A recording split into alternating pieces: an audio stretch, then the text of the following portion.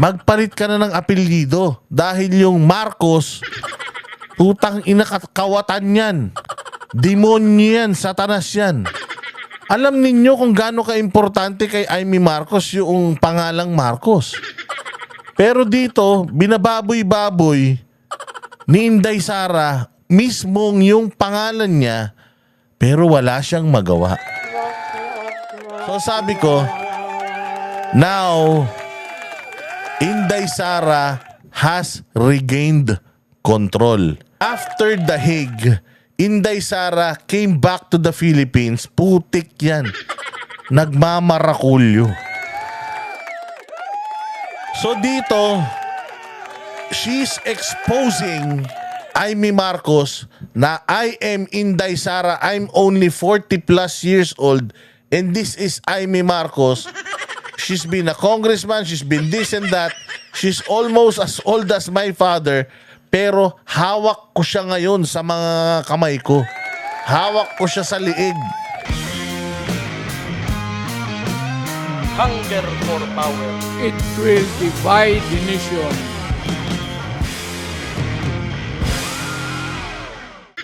Oo, kung matatandaan ninyo, mga bossing ha. Kung matatandaan ninyo, etong si Amy Marcos, hindi ba ito? Ipakita lang natin ito na mabilis. Kung di ba matatandaan ninyo, si Amy Marcos, mga bossing, ay lumapit muli kay VP Sara para tulungan siya at makipagkaibigang muli. Pero alam nyo ba, ako ito napapansin ko lang na talagang desperado na si Amy Marcos kasi ibang-iba na yung pagkakaibigan nila ngayon ni VP Sara. Napansin nyo? Napansin nyo na this time, parang okay, kung halimbawa magjowa, di ba, nag-sorry sa'yo. Sorry na, hindi na ako mauulit. Hindi na ako chichiks, di ba? Syempre, sasabihin no, gusto mo tanggapin kita. Gagawin ko lahat para tanggapin mo lang ako muli. Okay, sige. Pero, ito ang kondisyon. Tatanggapin kitang muli, pero, ayon. So, ayun ang nangyari dito. Mukhang tinanggap muli ni VP Sara itong si Amy, pero meron nga lang consequences. Anong consequences yun? Ako ang masusunod. Ako ang boss. Pag sinabi kong kahol, Amy kahol. Pag sinabi kong luhod, Amy luhod. Ako ang siga.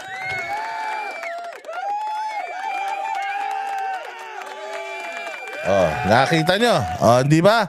Paano ko nasabi? Very important kay Amy Marcos ang kanyang apelyidong Marcos. Very important kay Amy Marcos yung legacy ng pamilya ng mga Marcos. Pero napansin nyo ba kung gaano siya hiyain ni Inday Sara ngayon? Meron pang isang instance na dito sa mga kampanya sa Maynila, tinawag niya pa si Amy na, iboboto niyo ba to? Nung sinabi ng mga tao na, ayan, pwede ka nang umalis. Ginaganong-ganon niya na si Amy. Tapos dito, sa instance na to, sasabihan niya pa na, magpalit ka na ng apelyido dahil yung Marcos, putang ina kawatan yan. Demonyo yan, satanas yan. Alam ninyo kung gaano ka-importante kay Amy Marcos yung pangalang Marcos. Pero dito, binababoy-baboy ni Inday Sara mismong yung pangalan niya pero wala siyang magawa. So sabi ko, now, Inday Sara has regained control. And ibang klaseng Inday Sara na yung umuwi pagkagaling sa dahig. So ito yung dapat nating aabangan. Oh, ito yung dapat nating aabangan mga bossing. Kasi na-realize ni Amy Marcos that Inday Sara is a Duterte and nasa guhit ng mga palad netong mga ito yung mahalin ng taong bayan. So, para maging politically relevant ito si Mangga, didikit siya ngayon talaga dito ng kahit na anong gawin mo sa akin. Sampalin mo ko, latiguhin mo ko, kaladkarin mo ko, tadyakan mo ko sa mukha araw-araw, okay lang. I just need to be relevant. I cannot afford na mawalan ako ng silbi at malaos ako ng dito sa bayang Pilipinas. Masyadong tanyag talaga yung mga yan. Pero suicidal na itong si Amy Marcos into, parang yurak-yurakan ka ng ganito. Para lang sa simpatya at para lang makadikit muli sa mga Duterte. Tingnan ninyo itong video na to, mga bossing. At kayo ang humusga. Ang advice ko lang talaga sa iyo sa panahon na ito at sa darating na mga araw ay magpalit ka na po ng apelido mo. Ay, sorry, Romualdez pala ang middle name mo.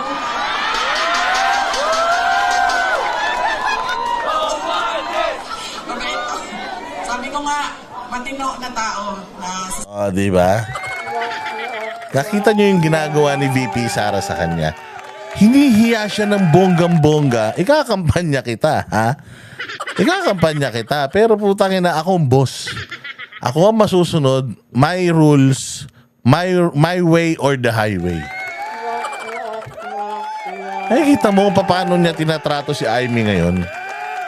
Amy Marcos, ang tagal na nito sa politika, ha? Ganito ka-powerful ang mga Duterte.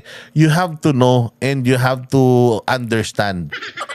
Kung hindi mo pa alam, tanga ka na lang. This person will be our president this 2028. She will become a president.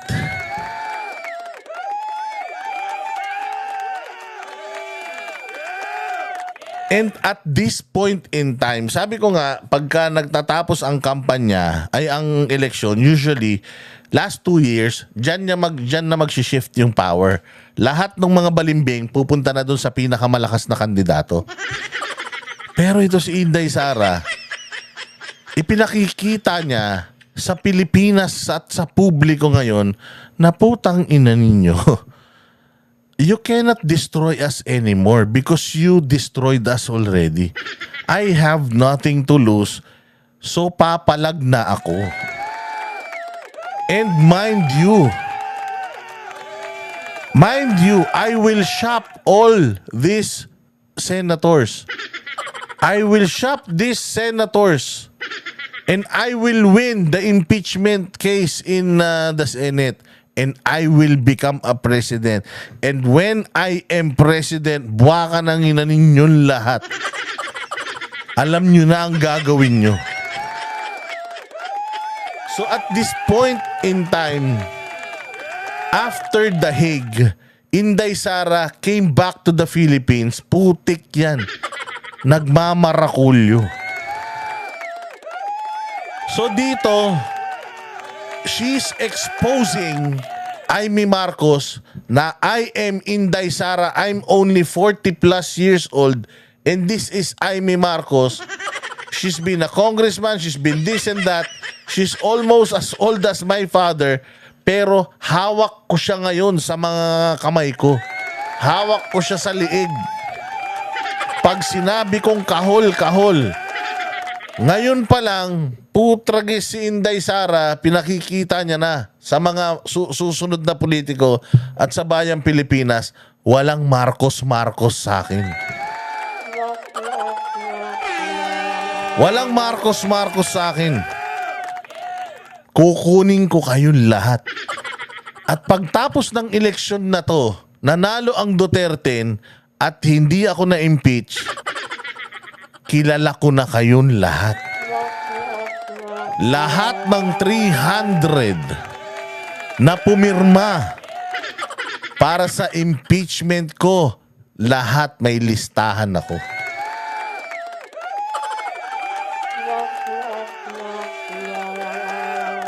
Oh, so ano ang ginagawa ni Inday Sara ngayon? She's conquering politics, mga sorties sa Manila.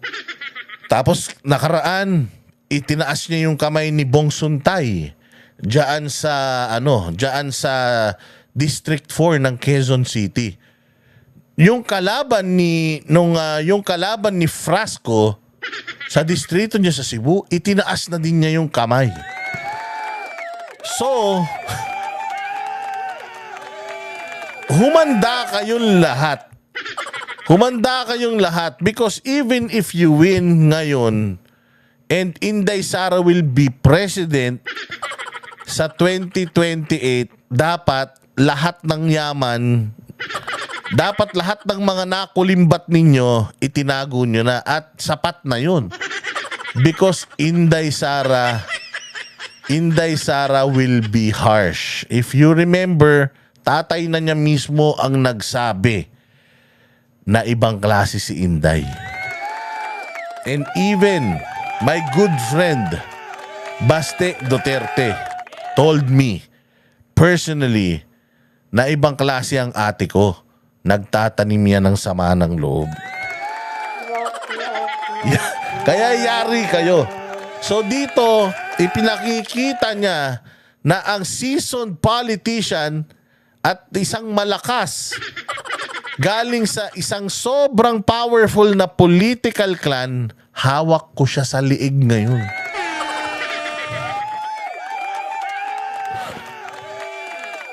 Kaya humanda kayo. Kaya sabi ko nga nakakadiri itong si Amy Marcos kasi ganito kababa ang pagkatao niya na kahit babuy-babuyin yung apelyido niya, pati middle name niya, payag siya para lang mag-survive yung kanyang political career.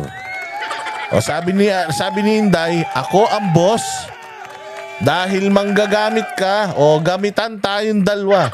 O sige, tatanggapin kita pero siguraduhin nyo o sisiguraduhin ko na ako ang mananaig, ako magdidesisyon sa atin. O di ba? O ito naman yung isang balita.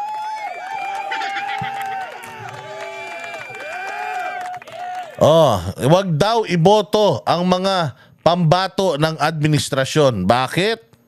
Pakinggan natin ang VP. Yung pangako, sabi ko, di ba?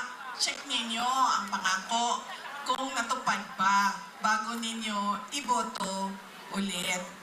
Yan yung ang pag-check niyan ba parang yung politiko ba parang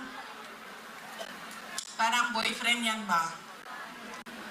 'Di ba? Ang lalaki kapag nanliligaw, isasabihin sa iyo ang lahat. Bibigay sa iyo ang lahat. Sasabihan ka, ano sasabihin, ma'am? Hindi kita iiwan. Ano pa? Mahal na mahal kita. Ano pa? Hindi kita papabayaan. Ikaw lang mag-isa. Ha? Hindi kita papaiyakin. Pero anong ginawa nila sa inyo? Pinaiyak. Iniwan. Sinaktan. Ganyan. Ganyan ang isipin ninyo. Pagpili ninyo ng mga kandidato ngayon. Ang pangako, 20 pesos ang kilo ng bigas. Na hanggang ngayon, ay hindi pa naibibigay.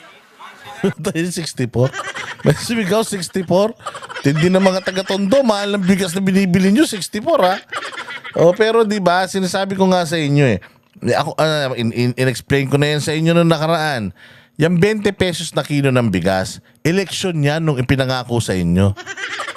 Tapos, matapos ang 3 taon, panabagong eleksyon na naman yung darating, doon palang tutuparin. Putangin na yan. Sabi ko nga, 1 milyong pabahay sa 1 taon. Ilan na napagawa nilang pabahay ngayon? 3 taon na. Wala pang 100,000 yata. Tapos biglang putang inang tong Claire Castro na to. Biglang meron siyang, marami kasing problema. May mga nagba-back out na mga kontraktor kasi ganito, kasi ganyan, kasi putang ina. Wala kaming paki.